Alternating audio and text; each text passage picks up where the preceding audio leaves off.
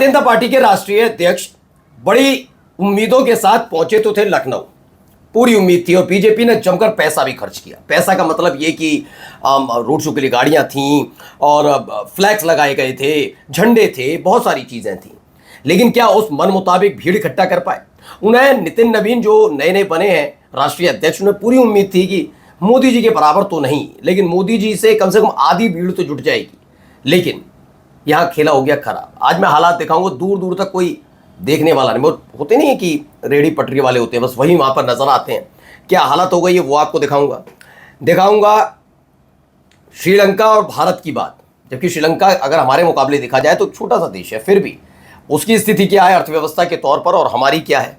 मोदी जी की बातें सुन लीजिएगा। इसी बीच स्टैच्यू बनाने जाते हैं तो बड़ा स्टैच्यू बना देते हैं, ऐसी बातें। और राम मंदिर वाले मामले पर हर कोई जानता है, मैं खुल के कहता हूँ, कोई पॉलिटिकल पार्टी इसमें फंसी नहीं है। चूंकि पॉलिटिकल पार्टी बीजेपी है जो ये हमेशा इस बात का दावा करती है कि केंद्र में मोदी, प्रदेश में योगी, इसीलिए राम मंदिर बन पाया। मैं तो बस इतना कहता हूँ कि केंद्र में मोदी, उत्तर प्रदेश में योगी, तो जो चंद चढ़ावे में घालमेल हुआ उसका भी क्रेडिट लीजिए बस। लेकिन देखिए जनता, देखिए क्या कैसे गुमराह किया जाता है। इसीलिए मैं कह रहा टिन्नू यादव चीखते रहे, लेकिन मिश्रा जी ने सबसे ज़्यादा उसमें पैसा हड़प लिया। ठीक है ना, टिन्नू यादव को यादव होने की वजह से ज़्यादा उसका असर पड़ा है। क्या असर पड़ता है जरा वो भी दिखाऊंगा, और भी कई महत्वपूर्ण खबरें आपको दिखाता हूं। नमस्कार, मैं हूं प्राज्वल गौतम और आप देख रहे हैं the live TV. The live TV, सच सबसे आगे। सबसे पहले जरा ये देखिए, खबर निकली है, जरा देखिए। वाह, बेतहाशा भीड़। नितिन नवीन का चेहरा भी देखने लायक है।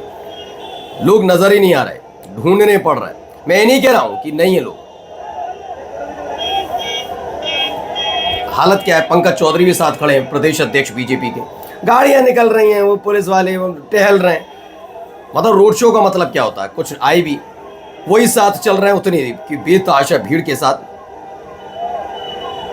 कुछ समझ में आ रहा है और ये नाराजगी है जनता की, अब साफ नजर आती है। बताइए, ये देखिए क्या शानदार रोड शो निकला है। बताइए कहां है, कोई है? और ये एआई वीडियो नहीं है दोस्तों, ये यकीनन हकीकत वाली वीडियो है। चेहरा नितिन नवीन का बता रहा है, कोई पूछ ही नहीं रहा है। हाथ ही जोड़ लो, कुछ नहीं करो। लोग ढूंढने पड़ रहे हैं, कोई तो दिख जाओ।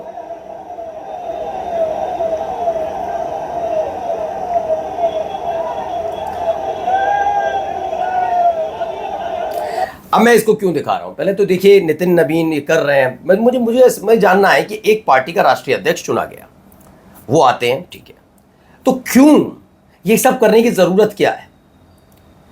जनता ने इस बात की डिमांड की थी कि जैसे ही राष्ट्रीय अध्यक्ष आए तो ये रोड शो निकलेगा। जनता ने डिमांड की थी। आप कहेंगे जनता क्यों तय करेगी, उनकी तो पार्टी है, वो अपने। फिर इसका ही सवाल है। हाँ, आप ये कह सकते हैं कि आपके घर में अगर कोई कार्यक्रम होता तो आप तय करते हैं ना, आस पड़ोसी थोड़े, बिल्कुल सही हो, कह सकते हैं। लेकिन इसमें एक सवाल है कि आस पड़ोसी मेरे चीज़ों का पैसा नहीं देंगे, खर्चा वो मुझे उठाना पड़ेगा, वो मेरी खुशी है, ठीक है ना। ये इनकी खुशी हो सकती है, तो अपने जेब से पैसा खर्च करें और जनता को परेशान ना करें। जनता को परेशान ना करें। जनता को परेशान करोगे तो यही हालत होगी। अब क्या है, लखनऊ की सड़कों पर फ्लैग्स भी थे, माला लिए हुए एक क्रेन भी थी, सत्ता सरकार का प्रदर्शन भी था, लेकिन जनता नहीं थी। जितनी जनता इस पूरे रोड शो में थी उससे ज्यादा तो अखिलेश यादव जी के जन्मदिन पर सपा कार्यालय के बाहर सड़क पर थी। सूर्य पवार का कहना है ये, क्योंकि अंदर जगह नहीं थी। भाजपा को जनता ने तो अभी हरा दिया, 2027 में बस वोटों की गिनती होगी। लेकिन फिर मैं कहता हूं कि इतना ज्यादा किसी भी, अगर आप समाजवादी पार्टी के सपोर्टर भी हैं तो इतनी जल्दबाजी मत करिए, आप बात मानकर चलिए। मैं आपको एग्जाम्पल दे देता हूं, हरियाणा वाला चुनाव जाकर देख लीजिए, महाराष्ट्र देख लीजिए, और ताज़ा जो पश्चिम बंगाल में चुनाव हुआ है वो जाकर देख लीजिए। तीनों चुनावों में आपको जाकर पता लग जाएगा कि जो जनता चाहती है वो रिजल्ट आता है, या भाई साहब जो चुनाव आयोग के दफ्तर में बैठे हुए जो वो चाहते हैं वैसा रिजल्ट आता। तो इतनी जल्दबाजी मत करिए कि वोटों की गिनती बस रह गई है, जनता ने अभी से हरा दिया है। ये सब कहानियां नहीं, ये सब मत करिए अभी से, क्योंकि ये सारी बातें जब आप लिखते हैं ना तो इसका इफेक्ट जनता पर तो पड़ सकता है, लेकिन परिणाम पर पड़ेगा या नहीं पड़ेगा, क्योंकि परिणाम तो कहीं और से तय हो रहे हैं, तो क्या ही कहा जा सकता है। और सबूत है उसके 10, लेकिन उसके बावजूद कोई सुनता है क्या? अब आइए जरा, क्या है खबर निकल कर आई है। श्रीलंका में आर्थिक संकट के सिर्फ 3 साल बाद ही वर्ल्ड बैंक ने उसे भारत से आगे रखते हुए upper middle economy, income economy यानी ऊपरी मध्यम आय वाली अर्थव्यवस्था की श्रेणी में रखा है। अंधभक्तों अब तो जाग जाओ, अंधभक्ति में से देश के बारे में सोचिए और सरकार से सवाल कीजिए, है ना। लेकिन कौन करेगा सवाल? अब आइए जरा यहाँ पर भी सवाल देखिए, सुनिए इनसे। एक तरफ हमारे देश में अर्थव्यवस्था को लेकर ये बात हो रही है, भाई साहब का एक अलग ही खेल चल रहा है, बातें सुनिए। अभी सुबह जी बीच बीच में गुजराती भी बोलते थे, उन्होंने गुजराती कहावत सुनाई, निशान चुक माप पर नहीं माप नीचू निशान। और इसलिए मेरा भी वही स्वभाव है, मैं लक्ष्य छोटे नहीं रखता, मैं सोच छोटी नहीं रखता। अगर स्टैच्यू भी बनाता हूं तो दुनिया में सबसे बड़ा बना के रख देता हूं। सुनते हो ना विनोद, काम बोलता है, काम बोले थे।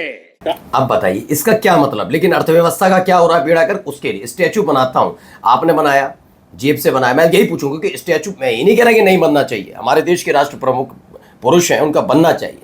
लेकिन मुझे लगता है कि कोई भी जिन राष्ट्र महापुरुषों का आप महापुरुषों को बना रहे हैं स्टैचू, यकीनन आज वो होंगे, वो कहेंगे मेरा स्टैचू मत बने, क्योंकि उनके विचार ऐसे थे। जिनका भी आप बना रहे हैं, मैं एक नाम उठाकर दिखा दीजिए कि उस समय के कोई एक व्यक्ति जो महापुरुष हैं, चाहे वो सरदार वल्लभ भाई पटेल हो, महात्मा गांधी हो, नेहरू हो, कोई भी हो, भगत सिंह हो, अपने चंद्रशेखर आजाद हो, कोई भी हो, उनका अगर स्टैचू बनाने के लिए करेंगे, वैसे तो इनका बनाया नहीं भगत सिंह चंद्रशेखर आजाद जी का इतना बड़ा, लेकिन सरदार वल्लभ भाई पटेल का आपने बनाया। यकीनन आज सरदार वल्लभ भाई पटेल होते तो पहले कहते कि देश की अर्थव्यवस्था सुधारो, ये फालतू ये मत करो मेरा इतना, ये यकीन बता रहा हूं, ये राष्ट्र पुरुषों की महापुरुषों, इसीलिए वो महापुरुष कहलाए, ठीक है ना। महामानव जबरदस्ती थोपे नहीं गए। आगे सुनिए जरा। जो आप दान करते हैं डोनेशन, उसका चोरी हो गया, लोगों ने मिसयूज कर दिया, तो आप कांग्रेस पार्टी है ना, कांग्रेस पार्टी है ना, यहाँ बीजेपी है, बीजेपी यूपी में बीजेपी है, यूपी है बीजेपी नहीं, यहाँ अयोध्या में लोकल है ना, लोकल कांग्रेस पार्टी है ना। ये कौन है लोकल एमएलए, कौन है? समझे आप? मैंने कहा कुछ लोग हैं मेरे साथ, मैंने जब उनसे चर्चा की कि देखिए ये सारी चीज़ें हैं, ये है, टिन्नू यादव का मामला उछल रहा है, तो कुछ मेरे जानने वाले भी कहते थे नहीं आप जनता समझ गई। मैंने कहा ना नहीं जनता समझ, ये टिन्नू यादव को इतना ज़्यादा वेटेज यादव की वजह से इसलिए दिया जा रहा था कि ऐसे लोग जो जनता में वो गुमराह हो सके। आपने कई खबरें देखी होंगी कि बताया टिन्नू यादव जो है वो अखिलेश यादव का करीबी था। अभी चंपत राय का एक बयान भी मैंने पढ़ा, उन्होंने कहा कि टिन्नू यादव ने मेरे साथ विश्वासघात किया कि उन्होंने विपक्षी पार्टियों को बता दिया, यानी समाजवादी पार्टी को बता दिया कि ये सब हो रहा है। यानी चंपत राय को भी इस बात का दुख नहीं था कि चढ़ावा चोरी हो रहा है, उनको इस बात का दुख था कि उनके करीबी टिन्नू यादव ने मानकर चलिए समाजवादी पार्टी अखिलेश यादव को बता दिया कि चढ़ावा चोरी हो रहा है। मतलब खुलासे से वो दुखी थे, चढ़ावा चोरी से नहीं। अब ऐसे ही अंधभक्त भी हैं, इन्हें दिक्कत नहीं है। मैं बार बार कह रहा हूं ये टिन्नू यादव वाला जो फॉर्मूला आजमाया गया था, ये आजमाया ही इसलिए गया था गोदी मीडिया टिन्नू यादव, और जानते हैं उसके घर से कितने रुपए बरामद हुए? मैं नहीं कह रहा उसकी आलीशान कोठियां वगैरह नहीं है तो सारी की आठों के आठों की है, लेकिन उसके घर से सिर्फ 1 लाख बरामद हुए।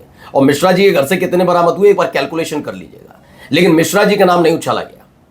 इतना ये खेल है। चलिए आगे देखिए। अब सेकेंड एक्यूज केस बात में है ये, देखिए पुलिस की मौजूदगी में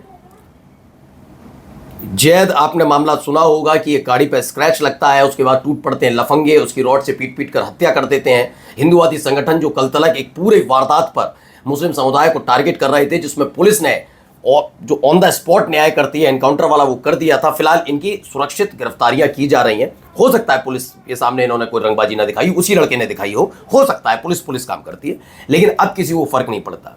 वो धर्म के आधार पर बता रहे थे मुसलमान हिंदुओं पर हमला करते, लेकिन इस पर नहीं कोई कुछ कह रहा। सोचिए, second accused arrested in Ghaziabad, Mohammad Zaid murder case, bulldozer justice नहीं हुआ, ना कोई एनकाउंटर ना हुआ, ना कोई हाफ एनकाउंटर, आराम से गया गिरफ्तारी। ये सारी चीजें हाँ यहाँ जरूर देख लीजिए, बुलडोजर से तोड़ी जा रही हैं चीजें। अब क्या है, लोनी गाजियाबाद रोड पर बने मजार को प्रशासन ने अवैध बताकर हटा दिया है, और यही असली न्याय इस देश के अंदर है। नमस्कार।